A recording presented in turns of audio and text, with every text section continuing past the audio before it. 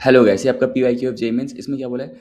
To positively charge particles M1 M2, ये charge particles हैं M1 और M2, having have been accelerated across the same potential difference of 200 kilo electron volt. अच्छा, ये potential difference दिया हुआ है और ये दो चार्ज पार्टिकल्स हैं, इसका मास M1 है, इसका मास M2 है, पॉजिटिवली चार्ज वाले। Okay, given mass of M1 is 1 AMU और mass of M2 is 4 AMU, दोनों का मास दिया हुआ है। De Broglie wavelength of M1 will be x time that of M2। De Broglie wavelength का रिलेशन निकालना है। सिंपल सी बात है मेरे भाई।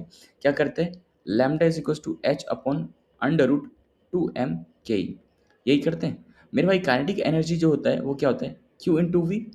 ठीक है, यहाँ पे वोल्टेज तो kinetic energy of first and kinetic energy of second, ये M1 का, और काइनेटिक एनर्जी ऑफ सेकंड का क्या होगा? ये Q इंटू वी। मेरे भाई आप एक बार बताओ, वोल्टेज तो दोनों में सेम दिया है, वोल्टेज तो दोनों का सेम ही दिया है ना। चार्ज की बात करते हैं और चार्ज के बारे में कोई इन्फॉर्मेशन दिया नहीं है हमें। अगर चार्ज के बारे में कोई इन्फॉर्मेशन नहीं दिया है तो आप चार्ज को क्या मानो? सेम मानो। दोनों का चार्ज क्या है? सेम ही है, कोई इन्फॉर्मेशन दिया नहीं है। तो अगर दोनों का चार्ज सेम है, वोल्टेज तो दोनों का सेम है 200 किलो इलेक्ट्रॉन वोल्ट। ठीक है, तो मान के चलो काइनेटिक एनर्जी भी दोनों की क्या आएगी?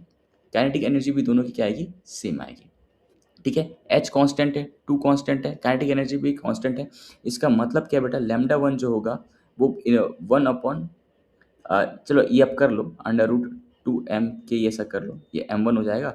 और लैम्डा टू जो होगा वो क्या होगा? H upon under root 2m2 के। अगर आप डिवाइड करोगे lambda one upon lambda two को, तो मेरे भाई सब कुछ डिवाइड हो जाएगा under root M2 by under root M1, यही आएगा। सब कुछ कैंसिल आउट हो गया।